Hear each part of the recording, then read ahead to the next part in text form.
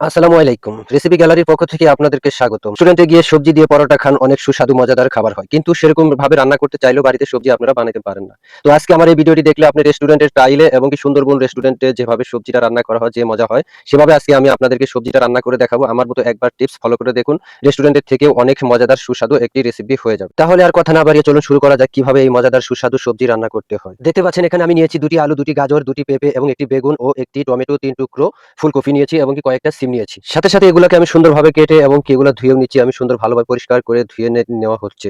তো আপনারা সুন্দরভাবে ধুয়ে নিবেন। ধুয়ে নেওয়া হয়ে গেলে দেখতে পাচ্ছেন আমার এটা কিন্তু অলরেডি ধোয়া হয়ে গেছে। তো এগুলা যখন অলরেডি ধোয়া হয়ে যাবে তো এখন আমি একটা পাত্রের ভিতরে এগুলাকে সুন্দরভাবে ঢেলে নিব। নেওয়ার পর দিয়ে দিব ৬-৭ টা লবঙ্গ এবং দিয়ে দিব আমি পরিমাণ মতো কয়েকটা তেজপাতা। ১ টেবিল চামচ দিয়ে দিব আমি হলুদের গুঁড়া। ১ টেবিল চামচ দিয়ে দিলাম লবণ। আপনি চাইলে বেশি কমও দিতে পারেন। আপনার উপরে ডিপেন্ড করবে। দেখতে পাচ্ছেন। এখন আমি দিয়ে দিব হালকা একটু তেল। তেলটা দেওয়ার কারণ হচ্ছে আপনার অনেকটাই একটু সুস্বাদু হবে, কালারটা সুন্দর আসবে। তারপর আমি এটাকে পরিমাণ মতো পানি দিয়ে একদম ভালো করে মিক্স করে নিব। মিক্স করে নেওয়া হয়ে গেলে দেখতে পাচ্ছেন আমার অলরেডি মিক্স করা হয়ে গেছে। তো এটাকে আমি এখন চুলার উপরে বসিয়ে দিব। চুলার উপরে বসিয়ে দেওয়ার ৫-৭ মিনিট জাল করব। জাল করার পর এটাকে আমি ৩০% সিদ্ধ করে নিব।